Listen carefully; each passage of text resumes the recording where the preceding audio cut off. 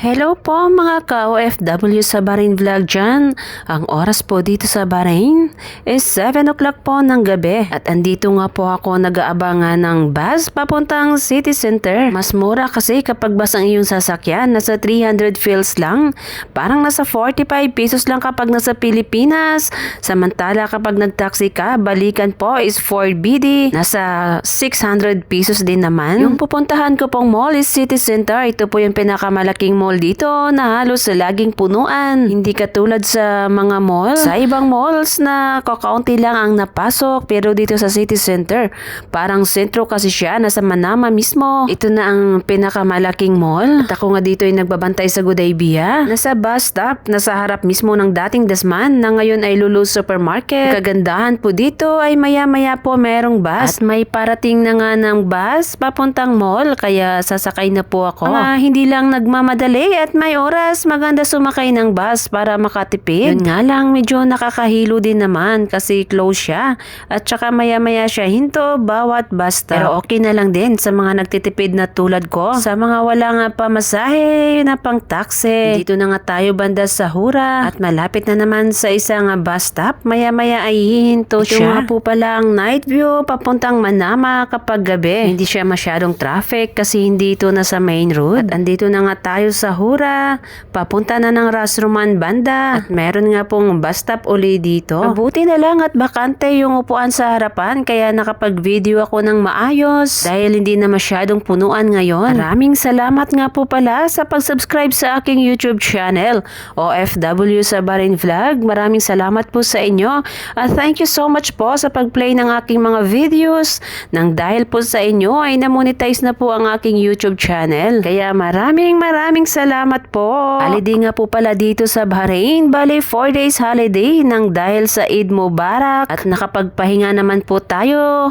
Masarap sa pakiramdam yung gigising ka na walang alarm. Gigising ka lang kung anong oras mo gusto gumising. Na hindi mo pwedeng gawin sa araw-araw. Hira lang dito may holidays, kaya samantalahin muna nating magpahinga. Kaya saludo ako sa mga OFW dyan na matyaga at nagtitiis para sa pamilya. Para sa mga pamilya dyan sa Pilipinas, kamustahin nyo naman yung mga kababayan nating OFW, mga kapamilya nyo o kamag-anak sa ibang bansa kahit saan mang sulok ng mundo. Kamustahin nyo naman po, ay napakalaking bagay na yan para sa tulad naming OFW. Hindi lang mga ngamusta kayo tuwing sahuran lang. Minsan pa nga pagkatapos kayong padalhan dyan sa Pilipinas, hindi na kayo makontak at hindi kayo marunong magpasalamat. Masiswerte kayo, hindi nyo naranasan ang hirap ng buhay OFW dito sa abroad. Karamihan nga dito ay walang D.O. Lahat na lang ng sigaw, gutom at pawis, pagod ay tinitiis po naming mga OFW yan. Kaya kahit sa simpleng pangangamusta lang at pasasalamat ay gawin nyo po sa inyong mga kamag-anak na nasa abroad. Dahil ito'y nagpapasaya sa amin at napakalaking bagay na po yan. Hindi po lahat ng nasa abroad ay pinalad. Kaya sa mga nangangamusta dyan na minsan ay may karugtong kapag wala pong maibigay sa inyo ang mga OFW, ay wag po kayong magtampo. Di din kasi madali kitain yung pera at kulang pa syempre budgetado na yan sa kanilang mga pamilya. Kaya subukan nyo ring mag-abroad para maintindihan ninyo ang sitwasyon, ang tinatawag na OFW. Pero hindi naman po lahat, kasi meron din naman tayong mga kababayan na masiswerte. Malalaki ang mga sahod at magaganda ang mga trabaho. Karamihan nga dito ang mga OFW, halos hindi na nila nakikita ang kanilang sahod dahil ang mga amo nila mismo ay siyang nagpapadala mismo direct sa receiver ng nasa Pilipinas. Kaya kung isa ka man sa tumatanggap dyan sa sahod na pinaghirapan ng iyong kapamilya dito sa abroad, bigyan nyo rin ng halaga kasi hindi nyo nakikita ang pagod. Hindi nyo nararamdaman ang gutom ng inyong kapamilya dito sa abroad. Ang nakikita nyo lang ay ang masasaya nilang pictures. Siyempre naman, alangan naman magpa-picture na umiiyak at i-upload para makita ninyong naghihirap o nahuhumsik. Kaya sa mga kapwa ko OFW dyan, saludo po ako sa inyo.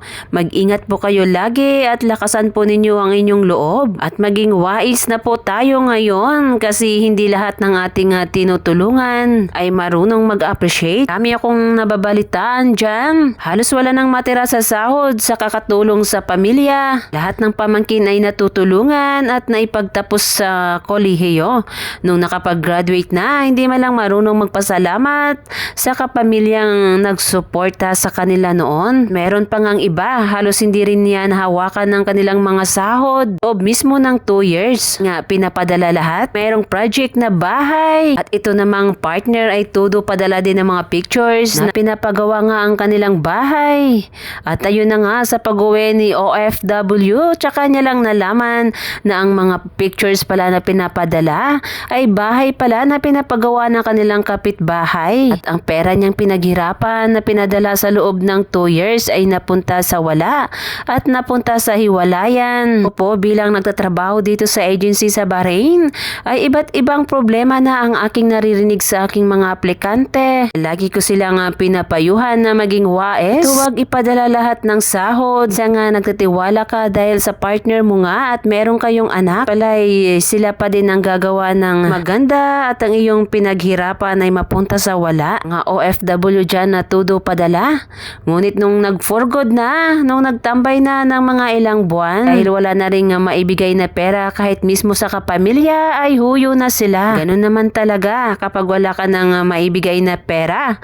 Kapag wala ka na sa abroad, hindi ka na mabango kahit sa kapamilya mo pa. Wala na din yung mga naitulong mo noon na kahit ikaw ay kapos at gapit din, pero pinili mo pa rin silang tulungan dahil naawa ka. Pero pag ikaw na nagtambay sa Pilipinas at pag ikaw na ay hindi makapagbigay sa kanila, magiging huyo ka na. Mapala din yung may mga partners na sa Pilipinas na mapagkatiwalaan at hindi po nilulustay ang inyong pinaghirapan. Napahalagahan po nila at may project po silang ginagawa. Sila po ang mga magandang padalhan ng ating pinaghirapan. Sa mga may nanay at tatay dyan na pinapahalagahan din nila ang pinaghirapan ng kanilang mga anak sa abroad, ay saludo din po sa inyo. Naintindihan po ninyo na hindi madali kitain o ang pinaghirapang pera ng inyong mga kamag-anak dito sa abroad. Alam ba ninyo, nakakawalang stress yan, nakakawala ng pagod kapag nakikita ng mga OFW yung mga project na pinapagawa sa Pilipinas dahil ang mga perang pinaghirapan ay may napuntahan. Saan ang kasiyahan ng mga OFW ay makapagpatapos ang kanilang mga anak sa pag-aaral, di bali na walang ipon. Kaya nga napunta ng abroad ang mga OFW. Halos sa mga reason dyan na hindi para mag-ipon, kundi para makapagpaaral ng mga anak at makapagpatapos ng mga anak. Dahil yan lang ang mga bagay na may pagmamalaki namin. Ito wala man kaming perang maiwan. Makapagtapos lang ang mga anak sa pag-aaral ay sapat na po yan. At andito na nga pala tayo sa Panama. Malapit na po, isang likuan na lang. Andun na tayo sa city center. At hindi nga masyadong traffic sa area na to. Mabilis lang din ang takbo ng bus kasi dire-diretso siya. Sa mga gusto nga po palang pumunta ng city center, pag dyan po kayo galing sa Dasman, sa dating Dasman sa Gudaybia o di kaya sa Ras Roman, ang bus po na diretso papuntang city center is bus number 41. Nung Eid holidays nga po pala ay grabe, sobrang traffic dito kahit saan. Dahil nga halos sabay-sabay ang mga tao sa kaka-holiday, kaya kahit saan man ay masyadong traffic kahit yung mga bus that time ay punuan. Pero kapag ibang araw ka sasakay ng bus, parang inarkila mo na din. Walang masyadong tao at dahil na din kasi sa maraming bus, yan po yung kagandahan dito. Maya-maya po yung merong dadaan na bus kaya hindi naghahabol yung mga tao. At andito na nga tayo malapit sa city center. Andito po tayo sa gate 4. Andito po yung babaan niya sa gate 4 na sa kalsada. Yan na nga, marami ding nag-aabang at medyo nilakad ko lang ng konti para doon mismo sa entrance, sa main entrance. Ito nga po pala ang labas ng city center. Pag hindi mo po masyadong kabisado ito, maliligaw ka po dahil sa laki ng mall at sa napakaraming entrance. Meron din pong entrance doon sa likuran. Meron kasi silang parkingan doon hanggang 4th floor. Nakakalito po talaga kung saan ka sasakay sa dami ng mga entrance at exit. At kapag lagi ka nga po dito ay makabisado mo naman. At ito nga ang loob ng city center. Ayan po, hindi pa masyadong matao. Pero may area na punuan kasi parang may activity. At pinagbabawal nga dito ang kumuha ng video. Pwede ka pong mag-pictures at mag-video para sa sarili lang.